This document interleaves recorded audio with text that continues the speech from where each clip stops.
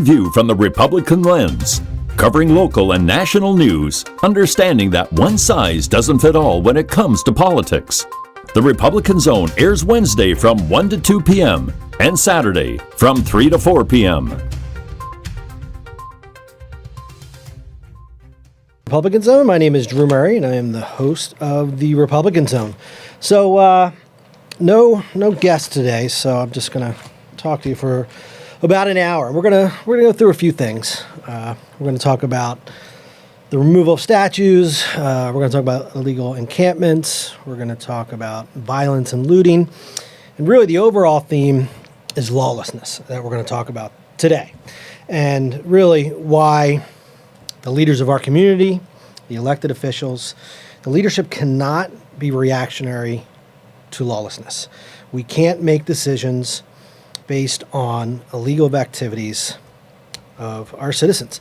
You know, first thing I'm going to say is this, because this obviously has to do a lot with the protest. I believe that Black Lives Matter. I believe that the killing of George Floyd, Breonna Taylor, Ahmaud Arbery was horrific. It was horrendous. And I 100% agree with the protest. The thing is, the First Amendment gives us the right to peacefully assemble. It does not give us the right to riot. It does not give us the right to loot. It does not give us the right to violence. It gives us the right to peacefully assemble. And again, I agree with the messaging of the protest. So everything I'm going to say here today is not against the messaging of the protest. It's not against the messaging of most of the people who are out there protesting. The messaging is that I'm going to speak to today is that, you know, we can't, as leaders of our communities, of leaders of this city, react in a way that enables and rewards those who do illegal activities. So let me start with this. The taking down of statues. I had my friend Algernon Allen on a few weeks ago, and we talked about the removal and the takedown of the statue of Frank Rizzo. You know, and people asked me after that interview, you know, how did I really feel about it? Because I somewhat was playing, you know, I played a neutral role. I was kind of trying to play the devil's advocate and just asking Algernon questions, you know, what about this? What about that? You know, where does it stop? And my belief as far as the Rizzo statue is this: it should have never gone up. Rizzo was a divisive figure. There were people who loved him, and there are people who hated him. There were people who thought he was a racist and homophobic. And there are, on the other flip side, there are people who will say that he was just, you know, a law and order guy. He was hard on crime, and it didn't matter the color of your skin, your sexual orientation. He was hard on everyone. So, but the bottom line is, you can never get those two camps to agree. And that's why the Rizzo statue, in my opinion, should have never gone up. And when discussions came a few years ago to take it down, you know, there should have been a discussion. And, you know, and I remember when the statue went up. I was a little bit younger, but I remember it shouldn't, you know, when it went up, I remember thinking that should not have happened. He's too divisive of a figure. So a couple years ago, conversations began about whether or not we should take down the Rizzo statue. And look, we're a democracy, and I believe in having discussions, and I believe in open communication. My problem with the current removal of the Rizzo statue is that it was reactionary. So I talked about the theme of this being that our leaders cannot lead by just reacting to lawlessness. And that's what I believe is happening right now. It's happening with our mayor. It's happening with a lot of our elected officials. It's happening with our managing director. So, you know, about a month ago when these protests began, you know, they tried to take down the Rizzo statue. It wasn't the first time, and there was graffiti on it. And and a mob tried to go in and rip it down. Well, that is not how we should take down statues that should come down. There should be a democratic process. There should be communication. There's got to be a transparent process. Did the mayor do that? No.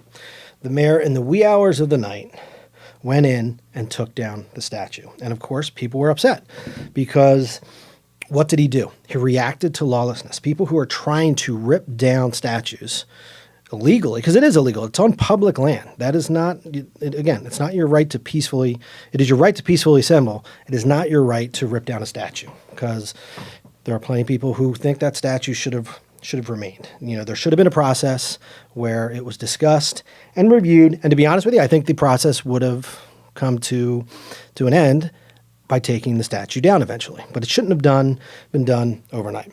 So, what is the problem with that? And the problem is now people were given a message by Mayor Kenney that if we do things that are illegal that we want, even though they're illegal, well, he's gonna acquiesce and he's gonna do what we want.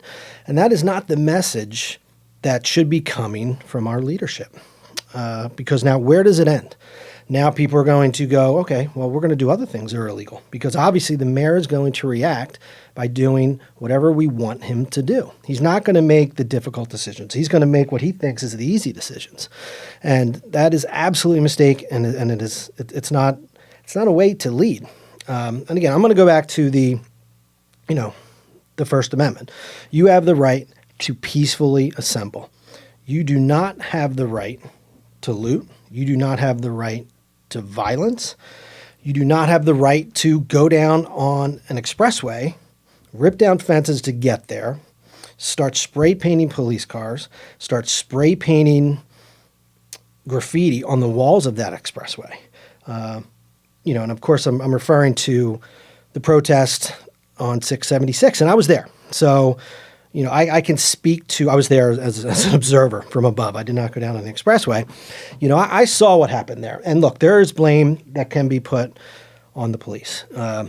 Maybe they perhaps went too far by releasing tear gas. I think they did.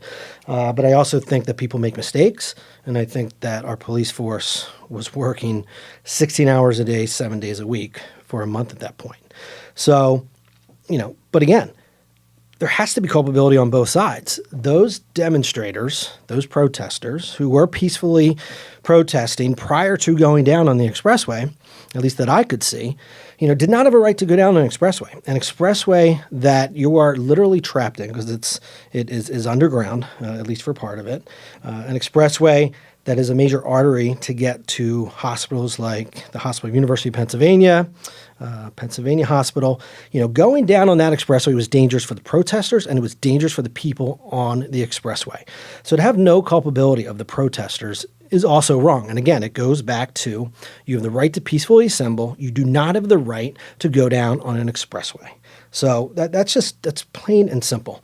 And I think we're losing, that culpability to people on both sides. Look, I believe that we need police reform, and that's why I believe in the protest. But I do not believe in defunding of police. In fact, I appreciate our men and women in blue. I appreciate they're going out every single day and risking their lives for me and my family.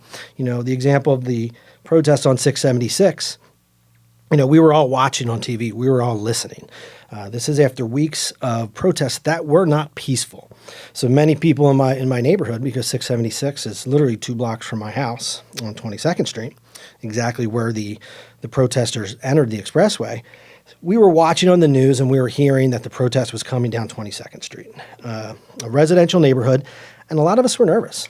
In fact, a lot of my neighbors were texting me, a lot of my neighbors who were older, saying, should we call the police? Should we do anything? We're very nervous that these protests, that some of which had not been peaceful, are now coming down a residential street.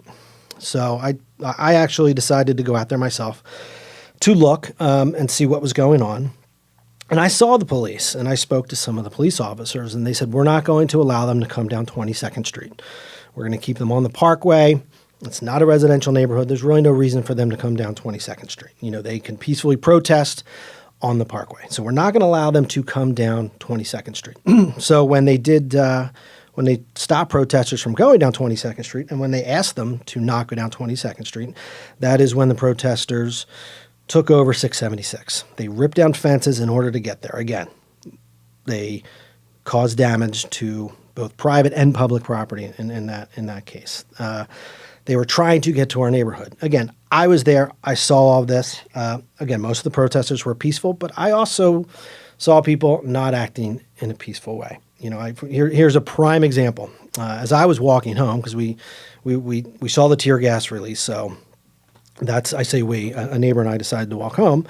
So we were walking home and we saw, a few young people who were walking dart down my neighbor's driveway. And they ripped off all of their clothes, took out other clothes from bags that they were carrying and put on different clothes. So they looked completely different. And I asked the question, if you are peacefully protesting, why are you changing your clothes so that you can look different? And there is really, maybe there's an answer that I don't know about, but I think it's pretty easy to say that they were doing something nefarious that they did not want the police to recognize them. Why else would you bring a change of clothes? And why else would you change unless you did something illegal? So to say that all of the young people, and they were mostly young, that was a protest of a lot of young people, and again, most of them were out there doing something that is right. They were peacefully protesting. But once they went down on that expressway, they are no longer peaceful protesters. They are putting other people and other lives in danger. I mean, I would, if I was on that expressway, which I am on all the time, I would have been nervous, especially if I had my children in the car with me. And, I would have done nothing except wait and wait for them to move along. But I would have been nervous that maybe someone would have done something. Maybe someone would have tried to open the door to my car. And when people get nervous, sometimes people do stupid things. So that is why I don't believe in the protesters ever going on to major highways, because it's dangerous for them. It's dangerous for the people on the highway. And it can be especially dangerous if there are ambulances, fire engines, any first responders trying to get to a location as quickly as possible, and all of a sudden an expressway is shut down. And I bring up 676 because just a few days ago, over the weekend, there was another protest. And literally, the communication from the city of Philadelphia was to allow them to go down to 676. So again, by doing illegal activity, the mayor is reacting in a way that he is allowing and rewarding lawlessness. And that is not the way to lead, because it's a slippery slope. It's a domino effect. You'll sit there and say, well, they blocked off the expressway, so no one was trapped, which is a good thing. But you still sent a message to those protesters who had no right to go down on the expressway the first time that it's okay to do it. And not only was it okay then, we're going to allow you to do it again. And everyone knew they were going down on 676. It was not a secret. And I don't blame the police, because I know that was the message that they were given. Allow them to do it. So the police came through and they set up blockades so people couldn't get on the expressway. They got everyone off. They made sure the protesters did not go down until the highway was clear, so that it was safe for the protesters and no one was trapped on the expressway. My problem is they should have never been allowed down there to begin with that day. They should have been told, you can peacefully protest. Here are the streets that you can go on safely, and we're not going to impede your First Amendment right. But once again, the mayor decided we're going to give in to lawlessness. He's leading in a reactionary way right now that is just very dangerous, and it just needs to stop. So we're going to take a quick break here. You're listening to Usula Radio, the Republican Zone, and your host, Drew Murray. Thank you.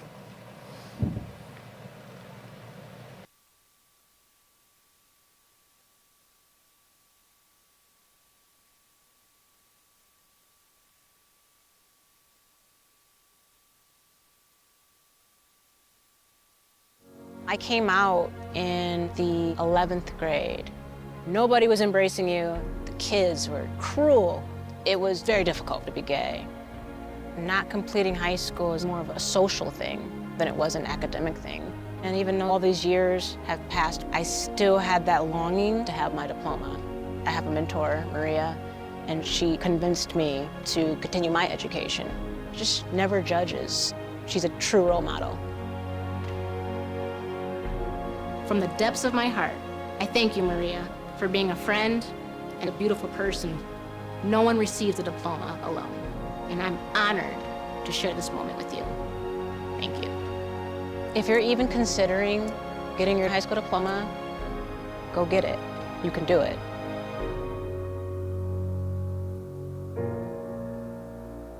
Find free adult education classes near you at finishyourdiploma.org.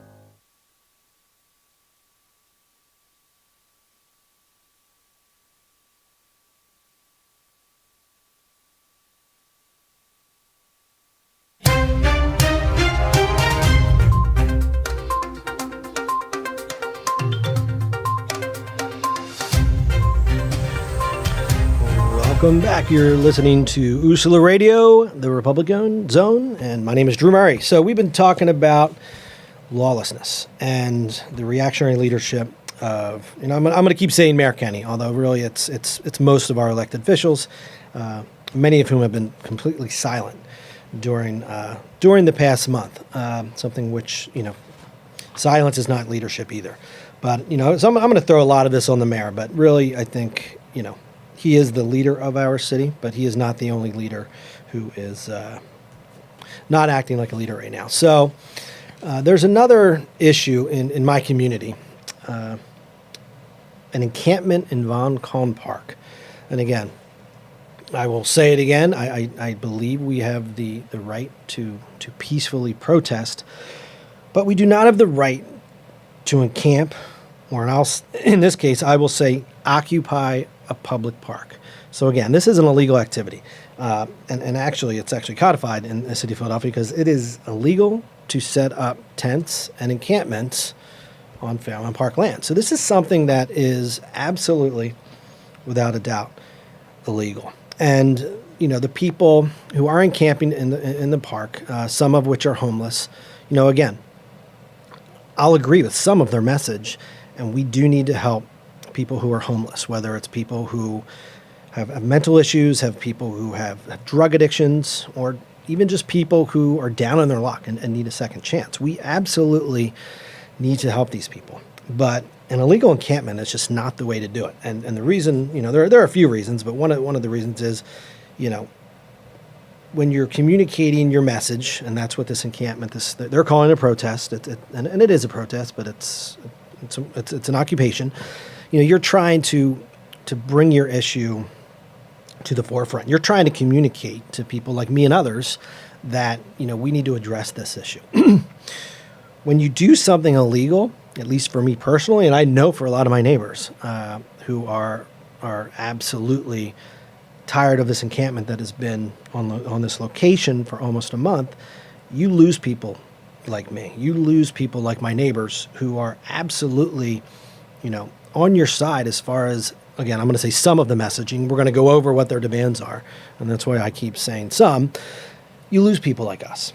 And again, it's an illegal encampment. And I personally sent an email to the leadership of the Logan Square Neighborhood Association, where this park is located, the day that I saw it starting. There were 2 tents that were set up in Von Kaun Park, and I was on my bike, so I was riding by. And I knew right away this was not random, that this was not homeless people who decided to just set up at the base of this park. And the reason I knew that was because I sat there and watched as I was riding my bike by, and I paused for a little bit and looked to see what was going on. I saw people unloading their car. So they were literally unloading cars of tents and putting them out in this park. And so we notified the mayor immediately, and the mayor's immediate response, and this was in early June, so this was a month ago. The mayor's response and the response from the managing director's office, Brian Abernathy, was that they were going to deal with this situation, that it was illegal, that you cannot set up encampments and tents on Fairmount Park property. So we're going to deal with it. At the time, I think there were about 10 tents. So at the time, look, it's a difficult situation, and I'm not saying it's an easy issue for the mayor to solve. But the problem is, if he did decide to take the bold step to have the courage to deal with this situation when there were only 10 tents, it would have been much easier to deal with. Now there are over 150 tents at this encampment. And it's an even more challenging situation. So again, we notified the mayor. The mayor knew the day of, or within 24 hours, that this encampment was starting, and it wasn't just random people setting up tents, that it was a concerted effort, that there were people who were not homeless setting up this encampment. Not that there aren't homeless people there, but there are a lot of people, and the leadership of this encampment are not people who are homeless. So he knew about it early. And so what did he do? After a few days, when we contacted him again, he said, we're negotiating with them. We're trying to get them out of there peacefully. And I agree with the peaceful end of it, but I do not agree with the negotiation part of it. You do not negotiate with people who are performing an illegal activity, and the encampment is an illegal activity. Again, it goes back to reactionary leadership to lawlessness. You can't and should not negotiate with people doing illegal activity. Ask them to end the encampment peacefully, and we will gladly sit down and review your demands and see, if we can come up to a compromise. You don't compromise with people who are doing something illegal, or else what do you do? You're encouraging, other people to do something illegally. We're going to get the mayor's attention. Okay, well, let's do something illegal. Let's set up an encampment somewhere else. Let's do something illegal, and then we'll get the mayor's attention, and the mayor will come discuss with us and meet with us to go over our demands. So, again, the mayor should never have done it, should have dealt with it to begin with, and should have told and should still tell the people running this camp to stop the encampment, stop the illegal activity, and then I will discuss your demands. Then I will negotiate. So we're going to go on, and I'm going to do a little bit of reading here because the demands. It's a list of 7 demands, and the 3 groups. By the way, and again, I don't disagree with their most of their messaging. I don't disagree that we need to help people who are homeless. I agree 100% that we need more affordable housing in the city of Philadelphia, but this is just not the way to do it. So the 3 groups are the Workers' Revolutionary Collective, Occupy PHA is the second group, and then the third group is Black and Brown Workers Cooperative. So I'm going to read their demands. I guess it's 8 demands, but so I'm not going to read them all at once. I'll read them and then we'll kind of review each one. And some of them, the demands are okay. I'm not sure any of them are perfect by any means. Our demands: disempower, disarm, and disband the Philadelphia Police Department and all private police departments. We lift up the demands of organizers from the Black Philly Radical Collective and our comrades at Philly for Real Justice. You must meet their full demands. So let me just point out the fact that, they're not looking to negotiate. When you say you must meet their full demands, they're not saying we're going to negotiate. So I don't know why and how the mayor thinks he's going to negotiate with these groups. So first problem, that there are 3 leaders of this encampment. And that is a bit of a challenge because, and the mayor has said this, and the managing director's office has said this, there is no one leader that they're negotiating with. So, and some of these groups might have different motives. And so when you're trying to negotiate and figure things out, it's a bit difficult when there's not one single group leading this effort. But so let's go to their first demand. Disempower, disarm, and disband the Philadelphia Police Department. So, with all the protests, and again, I believe in police reform. I think FOP Lodge 5 here in Philadelphia believes there needs to be to some level of police reform. What we saw in the murder of George Floyd was horrific, and that has not happened in the city of Philadelphia.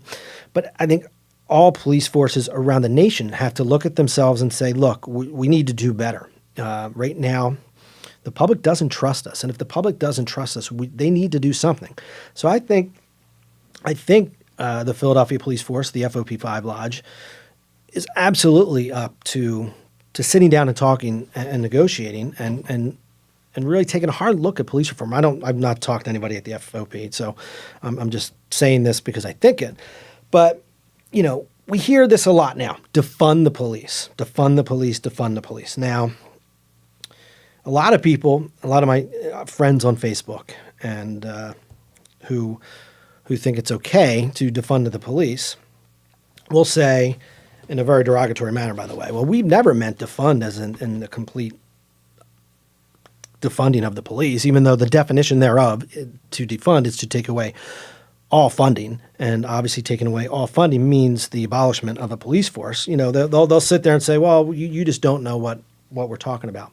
Well, their messaging, number one, if they don't want to completely abolish the police, then they have to change their messaging, because defund absolutely means to abolish the police force. But I point to groups like this when I hear my friends, and these are my friends. I have friends on Facebook. I don't pick my friends by political party. I'm a Republican, but I probably have more Democrat friends than I do Republican friends. But when I see my liberal Democratic friends talk about the defunding of police, they're always saying that it does not mean the complete abolishment. And no one thinks that we should abolish the police 100%. Well, let me say the line one more time. The first demand of this group who is occupying Von Kaun Park: disempower, disarm, and disband the Philadelphia Police Department. So to say that defund does not mean to completely abolish or completely disband might be true of some individuals, of some groups, but there are absolutely groups who defund means, and what their message is that we need to completely get away from the police departments, the Philadelphia police in particular. So, and let me say that you can be a person like me who believes in reforming of police departments without having to defund police departments, and I think the messaging on a lot of the issues that we're hearing nowadays, a lot of important messaging, but it's like either or. There's no reforming something. It's get rid of it and move on. The Philadelphia Police Department is one of the most diverse departments in the country. Have they had officers who have made mistakes? Absolutely. There was the incident last year, about a year ago, when there were Facebook posts that were racist Facebook posts from some police officers. And it was wrong. And maybe that situation was not handled in the best way, because there should have been police officers who possibly should have been removed from the force. At a minimum, there should have been more investigation to see exactly what was said in those posts. So there does need to be reform, but to completely disband a police department is, I'll be bluntly honest here, it's completely ridiculous. And again, you lose people in that messaging. Someone like me who will talk and we'll have conversations. And again, I say conversations, not yelling at each other, have civil conversations about police reform and talk about ways that we can and need to do better. When you start off the conversation with the defunding of police, you completely lose us. So once again, the messaging has to change. So here's another demand. So as I read down here, and this is only number 2, the city must transfer ownership of the Philadelphia Housing Authority, otherwise known as PHA, the Philadelphia Redevelopment Authority, the Philadelphia Housing Development Corporation, all vacant property to be a permanent community land trust for permanent low-income housing set up by the Workers' Revolutionary Collective and administered through the local community control committee. So in other words, they want all vacant property owned by the city of Philadelphia, controlled by the Philadelphia Housing Authority, the Redevelopment Authority, and Philadelphia Housing Development Corporation, transferred over to a trust that is controlled by the Workers' Revolutionary Collective. So the first demand of disbanding the police was completely not viable. The second demand is also not viable. We cannot turn over all vacant land to a trust that is controlled by a private organization. That's just that. So the second demand is not viable.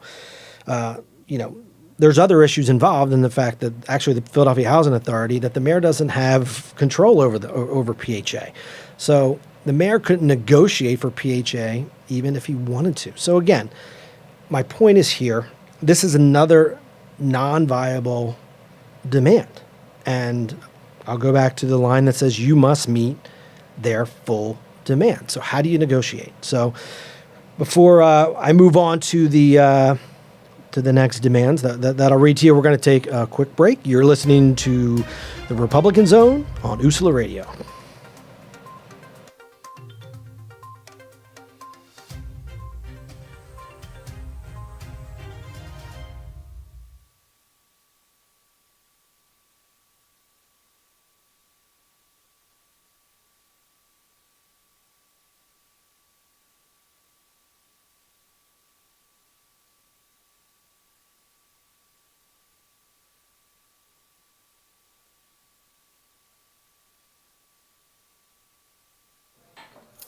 What do you think you're doing, Kevin? Was just gonna drive home. There are several warning signs present that you shouldn't be driving. Like hearing voices? Like your text-to-emoji ratio?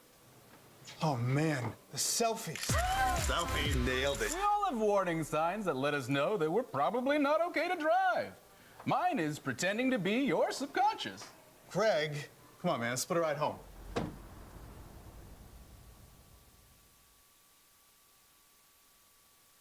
$150 over $90.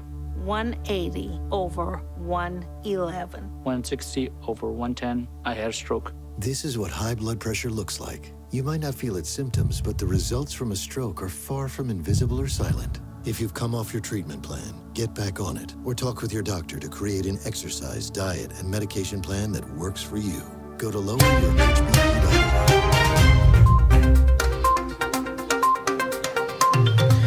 Welcome back. You're listening to The Republican Zone with your host, Drew Murray. So we're talking about, again, I'm going to just repeat the overall theme that we're discussing today, and it's the reactionary leadership to lawlessness. Again, I'm going to keep emphasizing that what I'm talking about today has nothing to do with the legal, peaceful protests that we have been seeing in Philadelphia and around the country. This is reactionary leadership to lawlessness, to things and groups of people who are doing something illegally. So we're going to go back to the encampment on Von Kaun Park. One thing I do want to very quickly say before I get on to the next demand is that Von Kaun Park actually was put and named in memory of a police officer, Officer Von Kaun, who was murdered while on duty. So the fact that they are asking to defund police on a park that was named after a police officer who was brutally murdered, I believe in the 70s, I'll look that up, it might be the 1980s, who was brutally murdered is a slap in the face of all the men and women of blue. So that's just a side note. But that comes up a lot in conversation because on the actual sign on Von Kaun Park, which is on the southeast corner, they've covered it, and it says defund the police, or actually I believe it says no cop zone. So they're literally covering the name of a police officer who was killed in the line of duty with a sign that says no cop zone. I mean, I think they're, just think about that for a second if you were a family member of Officer Von Kaun. So here's the next demand of the occupation of Von Kaun Park. The city must put a moratorium against PHA, RDA, PHDC, buying, acquiring, obtaining, trading, auctioning, or selling off of properties to private entities until all PHA waiting list applicants have been housed and pending an independent study on the effects of mass sales and trade-offs on communities and community members. Now, I don't agree with this demand, but I understand what they're saying. And what happens sometimes is PHA will sell a parcel to a developer in order to make a profit. And on its face, that the optics there aren't good. But what I would argue is the PHA, if it's done correctly, they might sell a property where they could make a profit in order to purchase properties elsewhere for affordable housing. They can also put demands on the developer, even a for-profit developer, to provide affordable housing. So I understand this demand, but I think there's a misunderstanding of why PHA does sell land for profit. And the reason behind it is in order to make a profit and have funds available for other affordable housing. So, but it's actually number three. I understand that, and I don't have a problem with putting a moratorium on those sales until a study is done to make sure it's being done correctly and transparently. So the next demand. The city must fire all cops and city or city contracted workers that do not treat us with respect and dignity. The process must be public and transparent. You must stop cops from kicking people awake every morning. Okay. So those who are homeless, absolutely. Some people will call them street citizens, and I do believe that they absolutely should be treated with respect and dignity. They shouldn't be kicked awake every morning. There's nothing wrong with waking someone up and telling them they have to move from in front of someone's house or in someone's front of business, but it should be done in a respectful way. So that is a demand that I'm okay with. I don't know if there should just be a fire all cops, because I think That's just it's going a bit too far. But I understand the intent of that demand. So I'll say that's a no. That demand is okay. The next demand is the city must repeal all camping ordinances and rules in the city limits. Recent legal decisions require no contact without offering permanent housing. So what they're asking for here is anywhere on any public land, you are allowed to camp. In other words, you are allowed to set up an encampment. In other words, what they are doing now would be made perfectly legal. Now, understand, this is public land. Public land is meant for the public. It is paid for by taxpayers. To state that it must be legal to set up a tent in any public land, again, it's not viable. You can't have public land for individual private use. And before, anyone who's listening is going to jump on the fact that I think it's okay to put businesses on public land, like in Dilworth Park, that is not what I'm talking about, because that is private use of public land, but not individual private use. It doesn't, and it's not preventing anyone else from using that land. And it's important to note that Vaughan Park is a huge park that right now, at a time of COVID-19, cannot be used by members of our community or citizens throughout the city of Philadelphia. Fairmount Sports Association uses that field for their baseball season, and right now they can't use it. Now, I've actually been in contact or discussions through social media of some people who are helping the people at Vaughan, and they will say, well, we're not on the baseball fields. We're in the areas surrounding the baseball fields. Well, number one, that's not accurate, because there's absolutely tents in the outfield. On the baseball field itself, where most of the tents is actually a part of the fields that are used for the T-ball league, for the little kids. So it is absolutely preventing the use of that field during a time of COVID-19, when it is paramount that our children get out there and have something to do. This is not to minimize the fact that the people who are homeless need help, but you can't just take over public land for individual private use. These kids have to be able to use that field. And right now, because of the encampment, because the mayor does not have the courage to get the encampment to come to an end, these children don't have the right to play on that field. And, that goes without even saying that I wouldn't let my child play on that field until there's a huge cleanup anyway. There is drug use. There is human waste. I mean, there are a lot of things going on that field that you wouldn't use the field even if you could, even if there weren't people in the way, because it's dangerous. Because there's absolutely drug use going on there. So that demand, again, it's unviable. Let's see, what is the next one? Let's see here. The city must sanction the camp on the Parkway as permanent, legal, and valid, and a no police zone. The city must sanction other encampments across the city in spaces that we choose and that will be self-funded and self-governed. So they were basically saying that on public space, specifically on the Parkway, they want it to be legal. So there are people saying, they're setting up this encampment to get their message out. They don't want to be there forever. Well, they're actually, in this demand, they're saying that they do want to be there forever. And just like the demand before, they're saying that it has to be legal. And it has to be a no police zone. Now let's read that very carefully. No police zone. So, as I stated before, there's absolutely illegal drug use occurring at this location.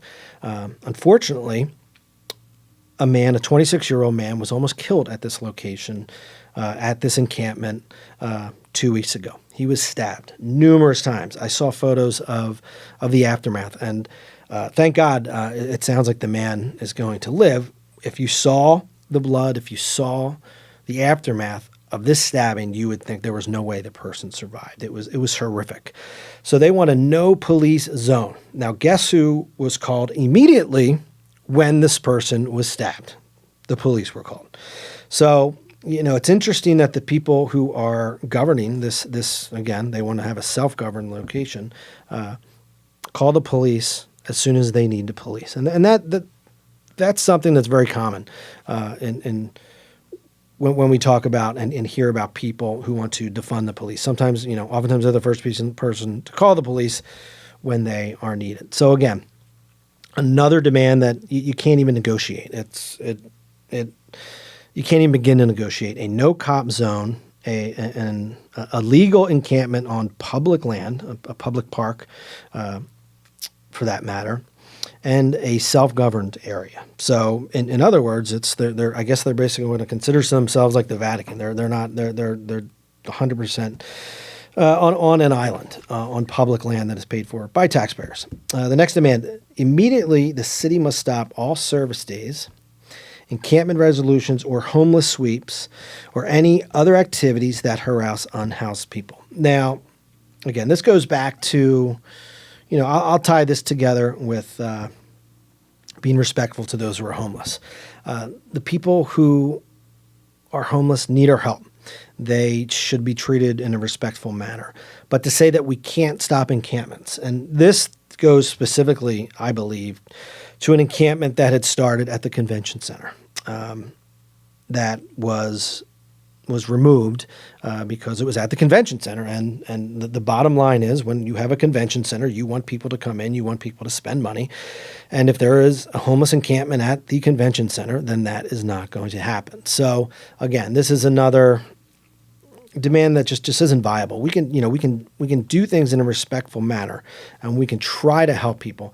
But to state that you can't have any sweeps or activity that it says the word harass. We should not be harassing unhoused people. But, that's just another demand that it's not even a demand that can be negotiated.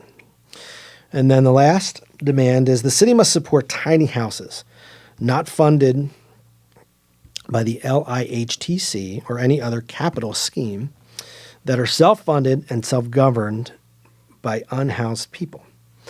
You will not replace any existing or future low-income housing funds to build tiny houses. So what they're saying is they don't want low-income housing to come down in order to build these tiny houses. Now, these tiny houses have seemed to work in some locations, and this is one. I would say let's talk through. Let's see if there is a way to do this correctly. But the one thing that we have to keep in mind is, look, I believe people need to have a second chance. I believe that we're all. I say this all the time. We're all one or two bad decisions away from being homeless ourselves. So we need to help these people, but we need to help them get a second chance. And a lot of these demands, or a lot of what I've heard from the people running this site, is that they want permanent housing for all the people on the site. Look, I believe in getting these people off the streets. I believe in getting them a clean place to live. But to say they want permanent housing for anyone at this location is, that's not giving a person a second chance. That's giving someone free housing.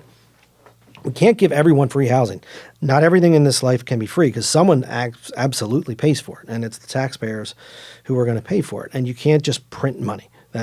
People who have been talking, it's interesting with COVID-19 saying, well, they sent out all this money with all this, with all these grants, with all the money, the $1,200, I believe, that went to almost every citizen or every family. And they said, well, they can just print money. Why don't they just do that? And anyone with any idea about economics says you can't just print money, or else you're going to have inflation, and you're going to have a money supply that just can't be sustained, and you just can't print money forever. So you can't just continue to just spend and spend and spend. You can't just build tiny houses that are going to be occupied by people forever. Give them a second chance. Maybe we have these tiny houses and give people a certain amount of time, as long as they're not doing illegal activities, as long as they aren't doing illegal drugs, and to give them a second chance to move on, to get a job, and to get a better life. So we're going to take a quick break here. You're listening to the Republican Zone on USALA Radio.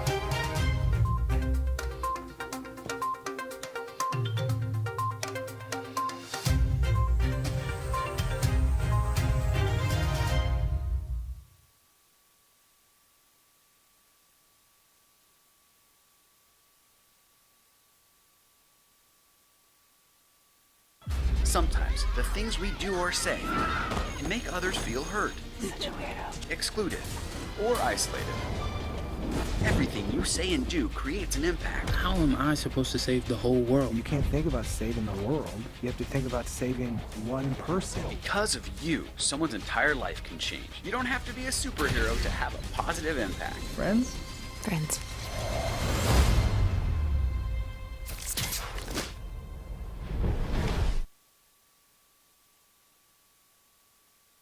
Not completing high school is more of a social thing than it was an academic thing. Even though all these years have passed, I still had that longing to have my diploma. I have a mentor, and she convinced me to continue my education. No one receives a diploma alone. If you're even considering getting your high school diploma, go get it. You can do it. Find free adult education classes near you at finishyourdiploma.org.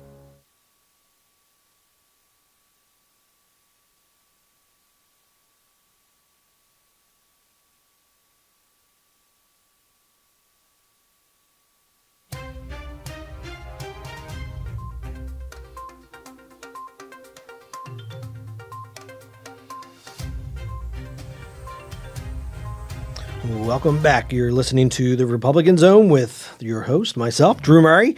And the theme today, I'll repeat it, is I just want to keep going back to everything I'm saying is really to point out that the lack of leadership in this in the city of Philadelphia right now is horrendous.